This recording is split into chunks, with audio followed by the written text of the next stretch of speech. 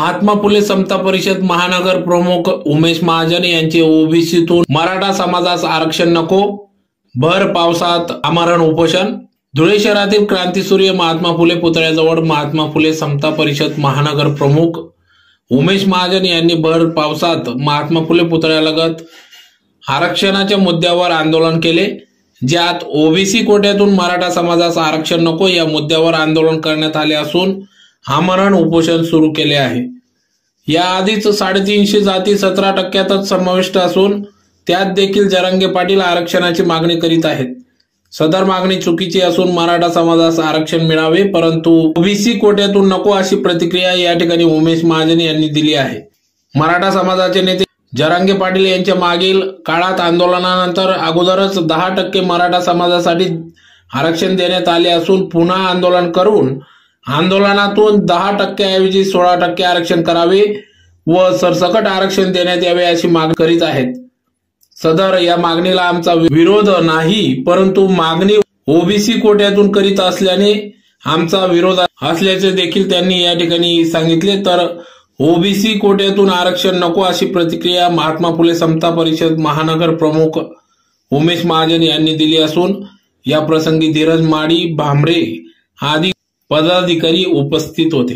आज दिनांक 30 ऑगस्ट 2025 राष्ट्रपिता महात्मा ज्योतिराव फुले यांच्या पुतळ्याबाहेर मी महात्मा फुले समता परिषद महानगर प्रमुख उमेश महाजन, माझे साथीदार महात्मा फुले समता परिषदेचे धीरज माळी पैलवान आणि आमचे भांबरे दादा शाहू फुले आंबेडकर चळवळीचे कार्यकर्ते, आम्ही तिघांनी आज ठरवलं की आमच्या मराठा बांधवांना आरक्षणासाठी जी काही विखे पाटलांच्या घरी बैठक चालू आहे उपसमितीची, तिची जशी आम्हाला माहिती मिळाली आणि जरांगे पाटील साहेबांचं जे 2-3 दिवसापासून जे मुंबईमध्ये जे आंदोलन चाललंय त्या आंदोलनाचा आमचा पाठिंबा आहे।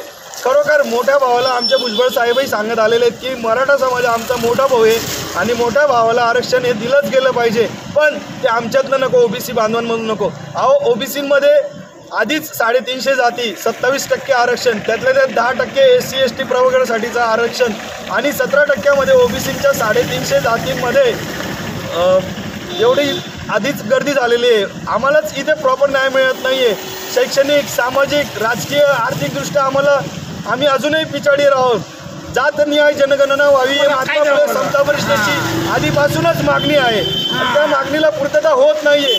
तर आमची कळवळीची विनंती आहे प्रशासनाला की मराठा समाजाला आरक्षण द्या, पण आमच्यातलं नको द्या। आधी जरांगे पाटील साहेबांचं म्हणणं असं होतं की मराठा समाजाला तुम्ही आरक्षण द्या, ठीक आहे। शिंदे साहेब मुख्यमंत्री असताना समितीने 10% आरक्षण दिले आणि मंजूरही केले, परंतु आता तर वेगळीच मागणी करतायत ते की सर्वस्त मराठ्यांना कुणबी नोंदणी द्या, सरसकट आरक्षण द्या, 10% आरक्षण 16% करा। हा कुठला न्याय? 350 जातींसाठी 17% आरक्षण, अधिकतः 27% आरक्षणांमध्ये 350 जाती आणि फक्त सवर्ण मराठा समाजासाठी 10% आरक्षण दिलेले असतानाही त्यांना अजून आरक्षण हवं आहे। हा कुठला न्याय आहे?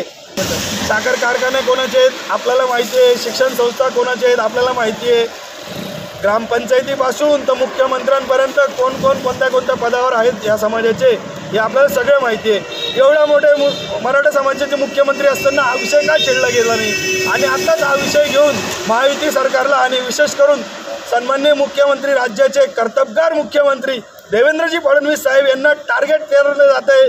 राज्यात अस्थिरता निर्माण व्हावी आणि कायदा सुव्यवस्थेचे प्रश्न निर्माण व्हावा, हाच यामागे कुटील डाव आहे। तो महात्मा फुले समता परिषद बिलकुलही सहन करणार नाही। राज्यात कायदा सुव्यवस्था अबाधित राहील, तसेच मराठा समाजालाही आरक्षण मिळायला हवं आणि ओबीसी समाजाच्या आरक्षणावरही कुठल्या प्रकारचा खाला घालायला नको, अशा मागणीसाठी मी उमेश महाजन, माझे सहकारी धीरज माळी पैलवान आणि आमचे भांबरे दादा आम्ही भर पावसात इथे आंदोलनात बसलेलो आहोत आणि ही दखल घेतली गेली पाहिजे।